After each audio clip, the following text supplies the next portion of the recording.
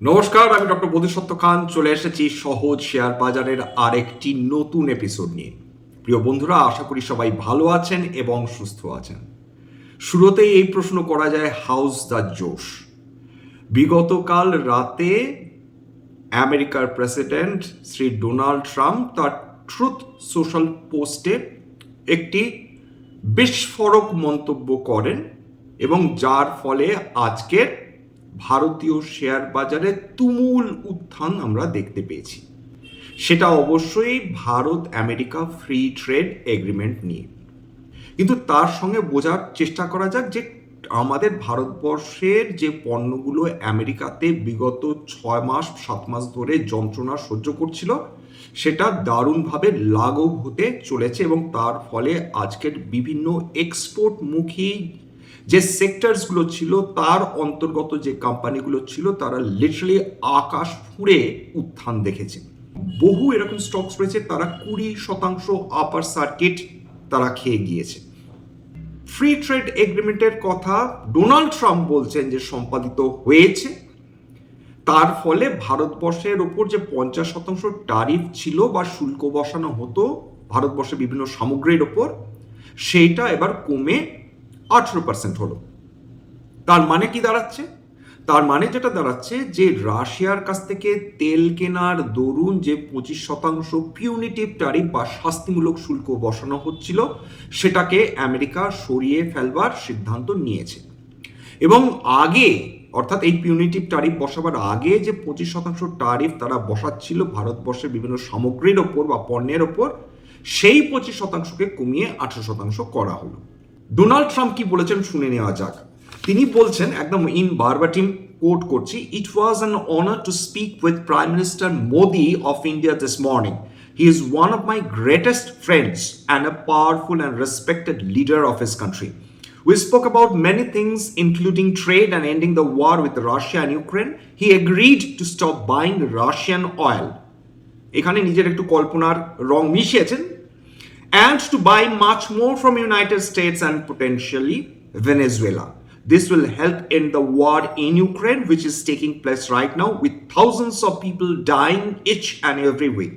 Out of friendship and respect for Prime Minister Modi, and as per his request, effective immediately, we agreed to a trade deal between the United States and India, whereby the United States will charge a reduced reciprocal tariff, lowering it from 25% to 18%. They will likewise move forward to reduce the tariffs and non-tariff barriers against the United States to zero. এখানেও জল মিশিয়েছেন যদিও।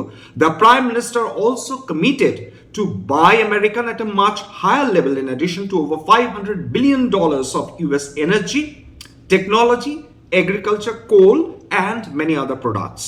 Our amazing relationship with India will be even stronger going forward. Prime Minister Modi and I are the two people that get things done, something that cannot be said for the most. Thank you for your attention to this matter. এইবার এর মধ্যে বেশ খানিকটা জল মিশিয়েছেন স্বাভাবিকভাবে। ভদ্রলোক মারাত্মক আতান্তরে পড়েছিলেন। ইউরোপের সঙ্গে ভারতবর্ষের ফ্রি ট্রেড এগ্রিমেন্ট হয়ে যাওয়ার পর, যেটাকে বলা হচ্ছিল mother of all deal, America বুঝতে পারছিল যে তারা সম্পূর্ণ এক ঘরে হয়ে যাচ্ছে এবং ভারতবর্ষ সেখানে ক্রমাগত গোটা বিশ্বজুড়ে তারা জনপ্রিয়তা লাভ করে চলেছে। সুতরাং এমন একটা অবস্থায় ডোনাল্ড ট্রাম্পের এই ট্যারিফ না কমালেই চলছিল না এবং যত দিন যাচ্ছিল ভারতবর্ষ ক্রমাগত ব্রিক্সের দিকে সরে আসছিল। এর ফলে আজকের আমরা যদি কমোডিটি মার্কেটস যদি দেখেন, তার উপর একটা প্রভাব পড়েছে। 1 নম্বর, আজকে সোনার দাম প্রায় 6% কাছাকাছি উত্থান নিয়ে ট্রেড করছিল, প্রায় 8,500 টাকার উত্থান নিয়ে। এটা 2 এপ্রিল 2024 ফিউচার্স MCX। রুপো আজকের আবার এত পতনের পর কয়েকদিন প্রায় বহু শতাংশ পতনের পর আজকের আবার শক্তি দেখিয়েছে, 13% উপর বৃদ্ধি নিয়ে ট্রেড করছিল। 5ই মার্চের এক্সপায়ারি রুপো আজকের 31,000 টাকা বৃদ্ধি নিয়ে লাস্ট ট্রেড করছিল। কপারও কিন্তু MCX এর 27 ফেব্রুয়ারি এক্সপায়ারি, সেটা 5% উত্থান নিয়ে ট্রেড করছিল। ক্রুড অয়েলের দাম আজকেরও কমেছে, 6,000 টাকার লেভেল থেকে 5,500 টাকা প্রতি ব্যারেল নিচে নেমে এসেছে। অর্থাৎ ভারতবর্ষের পক্ষে এই সোনা বাদ দিয়ে প্রত্যেকটা জিনিস কিন্তু ফেভারে কাজ করছে বলা যেতে পারে, বিশেষত যদি আমরা ক্রুড অয়েলের দামের কথা ভাবি।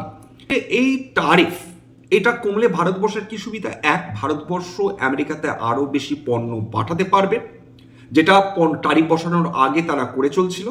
2 নম্বর, এক্সপোর্ট বৃদ্ধি। অলরেডি যেহেতু ইউরোপের সঙ্গে তাদের ট্রেড এগ্রিমেন্ট, এছাড়া ল্যাটিন আমেরিকার সঙ্গে আমরা চুক্তির দিকে এগিয়ে যাচ্ছি, আফ্রিকাতে আমরা এন্ট্রি নেওয়ার চেষ্টা করছি, তার ফলে আমাদের নানা ধরনের কিন্তু ট্রেড রুটস তৈরি হয়ে যাচ্ছিল, এবং আমেরিকা যখন ওপেন করে দিল দরজা আজকের পর, তার মানে আমাদের ট্রেড বাড়ার সুবিধাটা অনেকটা বেশি বেড়ে গেল বলা যেতে পারে। এবং এর ফলে ভারতবর্ষের যে কোম্পানিজগুলো রয়েছে তাদের প্রফিট মার্জিন ইমপ্রুভমেন্টের সম্ভাবনা দারুণভাবে বৃদ্ধি পেয়ে গেল। পুরোপুরি সেন্টিমেন্ট ড্রিভেন। আজকে একটা ইউফোরিয়া কাজ করেছে মার্কেটে, এর ফলে মৌলিকভাবে কোনো কোম্পানির কিন্তু কোনো পরিবর্তন হয়নি, কিন্তু সেন্টিমেন্ট যেটা বিগত কয়েক মাস ধরে ডাউন অ্যান্ড আউট ছিল সেইটা আজকের বদলে গিয়েছে, অর্থাৎ একটা দারুণ পজিটিভ টার্ন নিয়েছে এটা বলা যেতে পারে, যেটা আমাদের প্রয়োজন ছিল। এইবার প্রশ্নটা হচ্ছে, ফরেন ইনস্টিটিউশনাল ইনভেস্টার্সরা এইবার কি ফিরে আসবেন? বিশেষজ্ঞরা বলছেন ফরেন ইনস্টিটিউশনাল ইনভেস্টার্সরা এইবার ভারতবর্ষে না ফিরে এসে তাদের কোনো উপায় নেই। অলরেডি বেশ খানিকটা কারেকশন মার্কেটে চলে এসেছিল। অর্থনীতির দিক থেকে Bharatvarsha one of the strongest growth দেখাচ্ছিল। ডলার, আজকে ডলারের সঙ্গে টাকার সম্পর্কটা দেখেছেন, আজকে ডলার 1% বেশি দুর্বল হয়েছে, এবং এটা ডেফিনেটলি যত দিন যাবে ফরেন ইনস্টিটিউশনাল ইনভেস্টার্সদের ভারতবর্ষে ফিরে আসার পথ সুগম করে দেবে। অর্থাৎ বাজেটের যে প্রাথমিকভাবে যন্ত্রণা ছিল পরশুদিন, সেটা লিটারালি ওভারকাম করলো, এবং যতদূর মনে করা হচ্ছে যে ফরেন ইনস্টিটিউশনাল ইনভেস্টার্সরা আজকের যে হারে কেনাকাটা হয়েছে, হতে পারে যে তারা আজকের ভারতীয় শেয়ার বাজারে একটা সাবস্ট্যান্সিয়াল পরিমাণ হয়তো তারা কেনাকাটা করে থাকলেও থাকতে পারে। শেয়ার মার্কেটের উপর খুব সম্ভাব্য যেটা প্রভাব পড়তে পারে, এক হচ্ছে এক্সপোর্ট ওরিয়েন্টেড যে স্টকসগুলো, তাদের একটা পজিটিভ সেন্টিমেন্ট আপনারা দেখতেই পেয়েছেন চলে এসেছে। মার্কেট মুডের ক্ষেত্রে এটা দারুণ সাপোর্টিভ হতে পারে। আর্নিংস ভিজিবিলিটি এই সামনের কোয়ার্টার্সগুলোতে বৃদ্ধি পাওয়ার সম্ভাবনা বাড়তে পারে, কারণ ট্যারিফ কমলে খুব স্বাভাবিকভাবে সেখানে প্রফিটেবিলিটি বৃদ্ধি হওয়ার সম্ভাবনাটাই বেশি, এবং এফডিআই কনফিডেন্স ডেফিনেটলি বাড়তে পারে। এবং শুধু তাই না, কালকের ট্রুথ সোশ্যালে এই মন্তব্যের পর ভারতবর্ষ এবং ইউনাইটেড স্টেটসের সম্পর্ক সিগনিফিকেন্টলি ইমপ্রুভ করতে পারে। আজকের যদি বিভিন্ন সেক্টরাল ইন্ডাইসেস দেখেন, কোনটা ছেড়ে কোনটা বলবেন। আজকে Nifty IT 1.6%, Nifty mid cap প্রায় 3%, নিফটি স্মল ক্যাপ প্রায় 3% উত্থান নিয়ে ট্রেড করছিল। এছাড়া যে সেক্টরগুলো এই যে ট্যারিফ কাটের ফলে বেনিফিটেড হবে বলে বিশেষজ্ঞদের ধারণা, তার মধ্যে যেগুলো রয়েছে সেটা আলোচনা করি। Jewellery stocks, James and jewellery, sea food 2 number, 3 number textiles, 4 নম্বর সমস্ত আদানি গ্রুপ স্টকস, কি দুর্দান্ত উত্থানই না দেখেছে সমস্ত আদানি গ্রুপ স্টকস। এবার speciality chemical stocks, renewable energy stocks, সমস্ত ইলেকট্রনিক ম্যানুফ্যাকচারিং যে স্টকসগুলো রয়েছে, যে কোম্পানিসগুলো রয়েছে তাদের স্টকস, সেমিকন্ডাক্টরস, ক্রিটিক্যাল মিনারেলস। আজকে জুয়েলারি স্টকসগুলো দেখুন, এরা কিন্তু আমেরিকাতে এর আগেও এক্সপোর্ট করতো, কিন্তু এই ট্যারিফের ফলে বেশ খানিকটা দমে গিয়েছিল, আজকে আবার মারাত্মকভাবে উত্থান শুরু হয়েছে। তার মানে এটা বোঝা যাচ্ছে যে 6 মাস, 7 মাস, 8 মাস মার্কেট ডিপ্রেস থাকলেও থাকতে পারে, কিন্তু মাত্র একটা দিন বা একটা সেশন লাগে মার্কেটের মুড সম্পূর্ণভাবে চেঞ্জ হতে। কিন্তু এখনো অবধি আমরা ভারত আমেরিকার যে ফ্রি ট্রেড এগ্রিমেন্টের কথা হয়েছে সেটা কেবলমাত্র একতরফা শুনেছি, অর্থাৎ ডোনাল্ড ট্রাম্পের মন্তব্যর মাধ্যমে। এবার ভারতবর্ষের কি পজিশন, ভারতবর্ষ এক্স্যাক্টলি আমেরিকাকে কতখানি ছাড় দিল, কোন কোন প্রোডাক্টসে ছাড় দিল, এগ্রিকালচার এবং ডেয়ারি প্রোডাক্টস এই ফ্রি ট্রেড এগ্রিমেন্টের আওতায় থাকলো নাকি এর বাইরে থাকলো, সেইটা যখন আমরা ফাইন প্রিন্টটা পাবো তখন ডেফিনেটলি আপনাদের আমি জানিয়ে দেবার চেষ্টা করব।